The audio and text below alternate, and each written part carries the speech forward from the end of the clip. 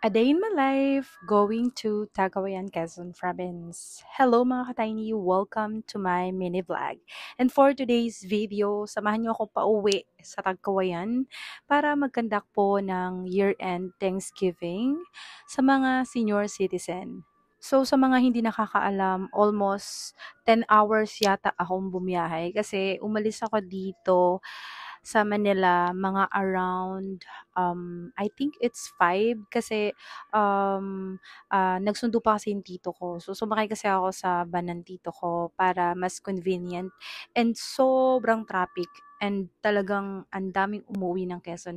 I think sa Santo Tomas area yung pinakang traffic that time and sa sobrang pagod ko at galing pa ako sa trabaho, hindi ko na siya ma-feel. Yun, basta traffic siya. And dahil nga nahagul na ako sa oras, so what I did is I asked my sister and yung mga friends niya na gawin na yung or ibalot na yung mga bigas para mas convenient para sa akin para pag-uwi ko is ang ibabalot ko na lang is yung mga ah, ibang babalutin. So again, sa mga hindi nakakaalam, ito po ay sponsored ng isa kong audience sa TikTok. And I'm so thankful dahil sobrang nagpapasalamat ako kay sir na binigyan niyo ako ng opportunity to uh, make this kind of project and sa natupad talaga as in natupad talaga tinupad niyo talaga tong wish ko na to and I'm so thankful for that and I'm grateful for them na sinusuportahan nila ako until my journey sa TikTok kahit minsan wala na akong audience and kahit minsan pagoda ako galing work talagang ginagawa ko talaga para matupad ko lang din yung proyekto na gusto kong gawin. Hindi man po ako mayaman as I always na sinasabi sa inyo, tumutulong lang po ako sa kung anong kaya kong gawin. Kaya sobrang grateful ako this year, 2024, kasi sobrang ang daming blessing na dumating sa akin. Sila po yung naging way para matupad ko po yung mga pangarap ko.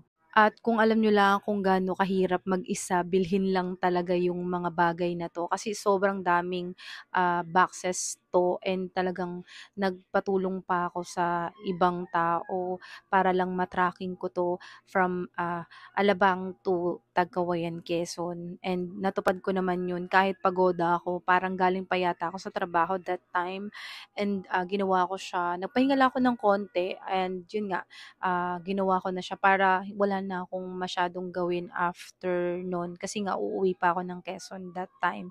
But as you can see, andito na yung mga ah, ibabalot. Talagang thankful talaga ako sa mga sumusuporta talaga sa akin. Paulit-ulit ko po yan sasabihin sa inyo.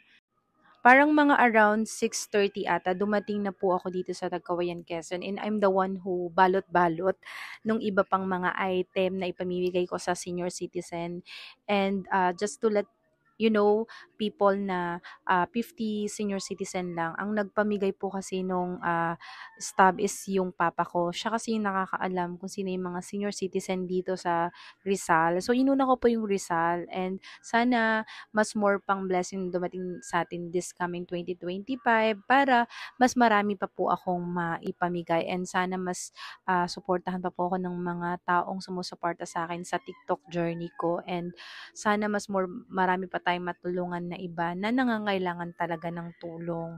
So kami po ng sister ko at yung pamangkin ko ang nagbalot niyan talagang nagtulong po talaga siya sa akin kasi sa 50 item na yan na pagbabalot is sobrang hagul na ako sa oras kasi sabi ko sa sister ko gusto ko ako yung magbabalot gusto ko yung ma-feel yung ako yung magbabalot kasi normally kasi hindi ko na-feel kasi yung kasi nga nahagul lang talaga ako sa oras kasi sobrang traffic na ng pagpunta ko sa Tagkawayan since holiday nga.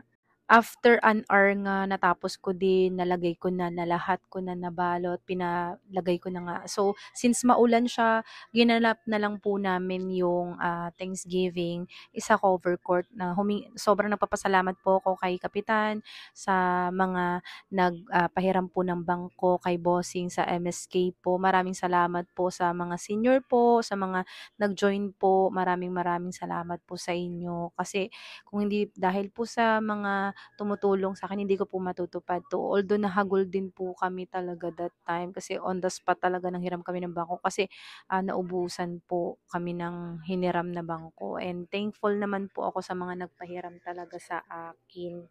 And saglit lang naman kasi itong program namin, hindi naman gano'n katagal. And ayun nga, nagpalaro nga ako.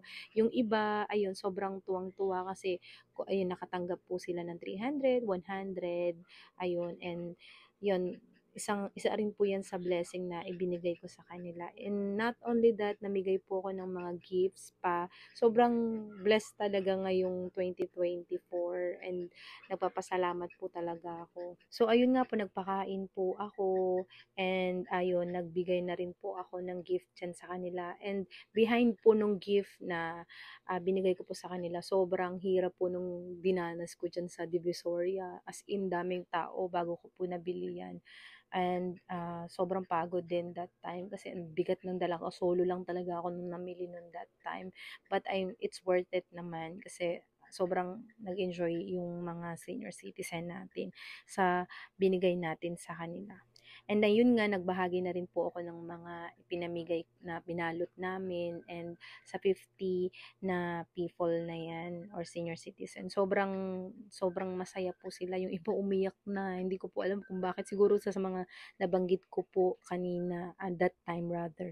Ayan, sobrang napapasalamat po sila sa mga pinamigay ko po. And sana mas more pa, 'di ba? Nakakatuwa kasi na makita yung mga ganyan na nakangiti. Sobrang nagpasalamat talaga sila sa akin. Pero sa totoo lang, dapat talaga magpasalamat tayo sa mga taong tumulong din sa akin para matupad ko lang po itong Thanksgiving na to this 2024. So, after nga po nun, natapos na din kami. And ayun, maraming maraming salamat po sa lahat ng mga sumuporta. And that's all. Bye!